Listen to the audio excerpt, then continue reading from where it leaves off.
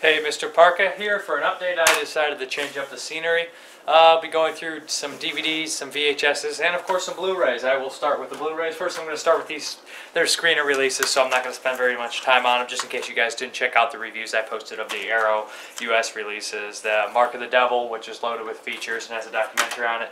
Love that movie. Great picture quality on that Blu-ray. Day of Anger, which was spaghetti western with Leland Cleef. Also enjoyed that quite a bit. Like I said, never really a bad spaghetti western. And Society, which I just reviewed with Brandon Salkill.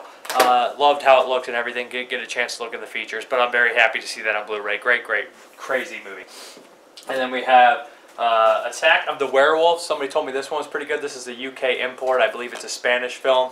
Looks like a lot of fun. You like that glare in there? Probably should move the lights, but I'm not gonna. Sorry guys. It's not all about the covers, I guess. Chocolate Strawberry Vanilla. I switched out my DVD and got the Blu-ray of this movie. Really love this movie. It's one of my favorite movies of the year. It's definitely a character study about a really sad individual with mental problems. I really enjoyed it. It's also very darkly humorous. We have Headless. I finally got the Blu-ray of Headless. If you guys have not seen Headless, check it out. I mean, I am a part of the film. I was in the movie, so I don't want to be like, yeah, it's great. It's a great movie. But, you know, it is a pretty nasty slasher, and I know that tends to be one of the popular kind of subgenres in the horror community. Then I got the Steelbook of A Girl Walks Home Alone. This movie looked pretty good to me. It's supposed to be an Iranian, black and white, spaghetti western style vampire movie. That just sounds too crazy to pass up. Have to check it out. And I'm going to try to grab all these here. Then we have a Spanish import of Bring Me the Head of Alfredo Garcia. There we go. The Twilight Time release is out of print, so I grabbed this one. It's supposed to be a great picture. And let me answer this phone. Hello? Hey, David. Hey, what's up? Hey, what week is between 1 and 1:30? Does that work? Yeah, if you guys are here, then that would be great. Justin's got a few errands to do, and then Ryan and I will have to get ready, and then of course drive over, so that should give us plenty of time. All right, sounds good. All right, man. See you. All right, bye.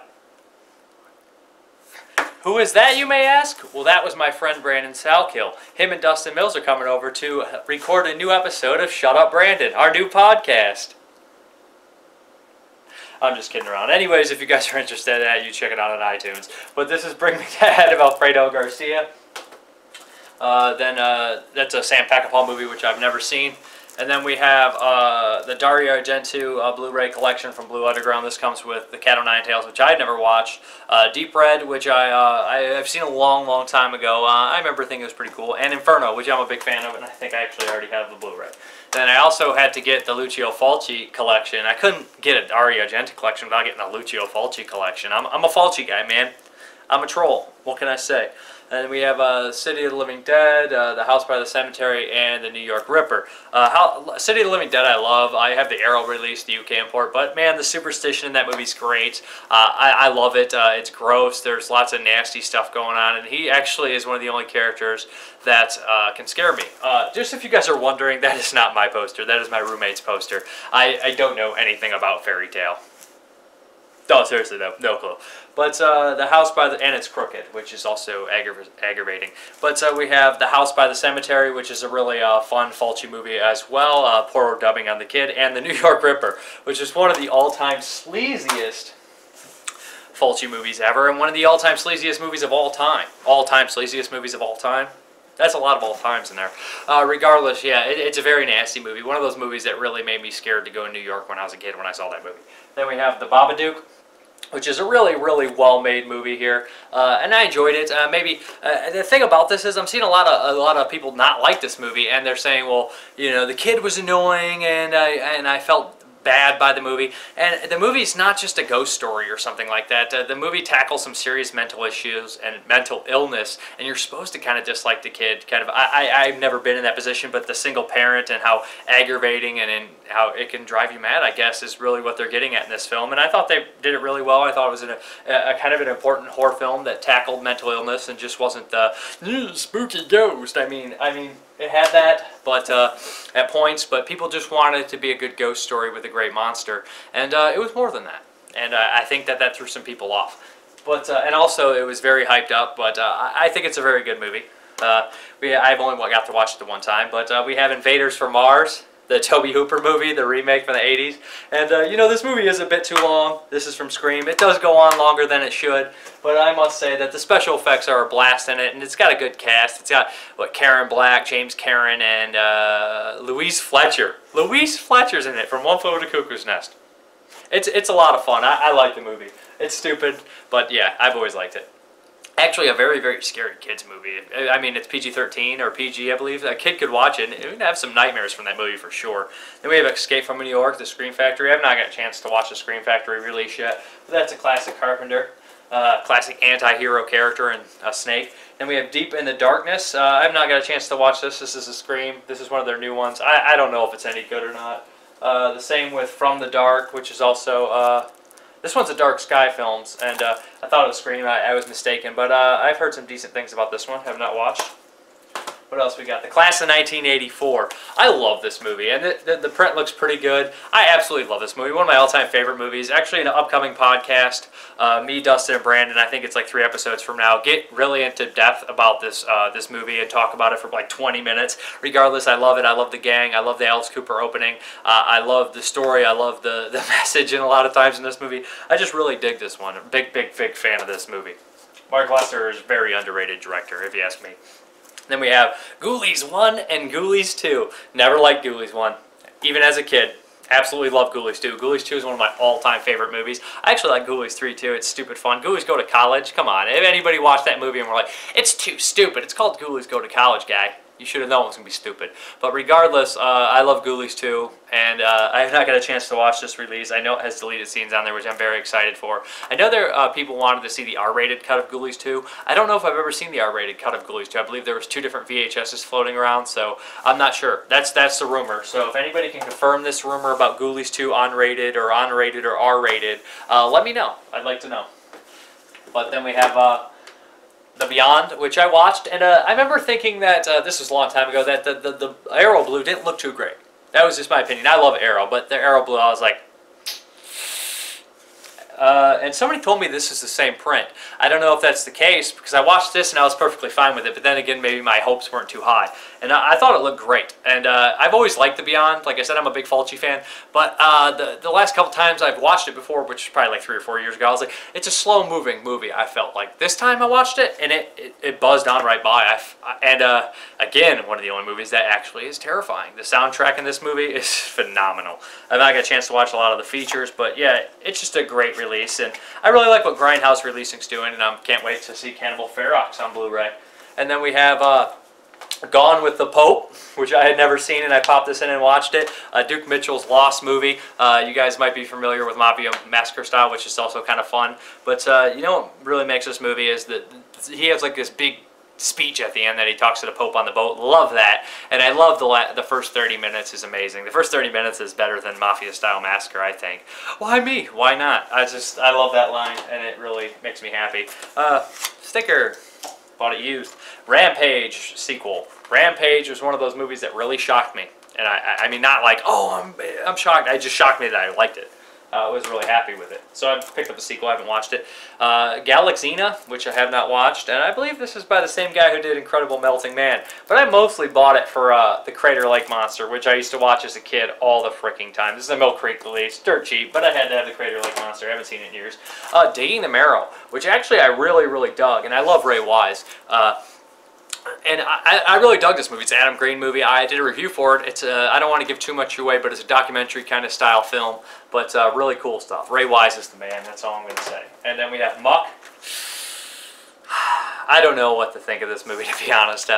Lots of nudity, lots of kind of action and stuff like this, but the movie starts off in the middle of a trilogy, supposedly. It's just a mess. It's really hard to follow. It's really kind of nonsensical in a lot of ways. Kane Hodder has an appearance in it, and he does a really good job. He's like one of the crazy killers, but I just can't enjoy the movie. It's just too big of a mess to follow, to be honest. Jacob's Ladder, this was like $4 on Amazon. I've always loved this movie. Again, a movie that's really freaky and really kind of bothersome. Tim Robbins in it. I always liked it. I think it's a great movie. But it's been a long time since I watched it. Let's get in the VHS. There's nothing really like amazing in here or anything, but I was just at one of the shops and I stopped at the Dirty Seven from Pan Canadian Presentation. I've not seen this movie. Laura Gemser's in it, so you know. Got to be at least worth watching. Friend of the Family 2. Yeah, I buy stupid stuff. Sorry, guys. And Blood Legacy. These are all cheap. I think they're $1. And, of course, I bought this because I don't know why I bought this, to be honest. I hadn't seen it in years, but the Brave Little Toaster for $1. It's probably on DVD, but I was like, for $1, I'll take that chance to see it again, just because it's curiosity. What is this? Gilgamesh, which I have not watched. I bought this. Headsick. Apparently, films by Alfred Hitchcock. Classy. That's pretty funny. I don't know if I could show the back. Probably shouldn't have showed the front, to be honest. Alright, edit point here. If you guys notice a jump, I accidentally showed the cover here. There's a bunch of nudity on here, but this is Headsick films by Alfred Hitchcock. Classy. Yeah, I showed the front of that. Tons of nudity. And Within Madness. I also picked this up. Revolution 666, got this to review. I'm not going to do a feature-length video on it. I just can't speak much on it. I really wasn't a fan of it. Came across as like a bad Forever Evil or something like that. The director also, I think he did, back in the day, he did the movie Necrophiles, which I actually really like. I just couldn't get into that one at all. Memory Lane, also another one I won't do a full review on. I just didn't really enjoy this movie at all. The plot could have been interesting, but I felt it was convoluted and kind of a mess, and didn't really work on me. And again, I didn't really care for the characters at all either, which kind of put me off. No, some people may like that. It's just I just didn't like it. Frankenstein's Hungry Dead, which I posted a review for. This one's by Richard Griffin. Enjoy it. Fun movie. Kids go in a wax museum, cool wax museum, and get killed by this this ancestor of Frankenstein. Stupid, cheesy, full of colors, you know, crazy characters, goofy characters. You guys know what it is if you're getting into a Richard Griffin movie. Rabbit Hole.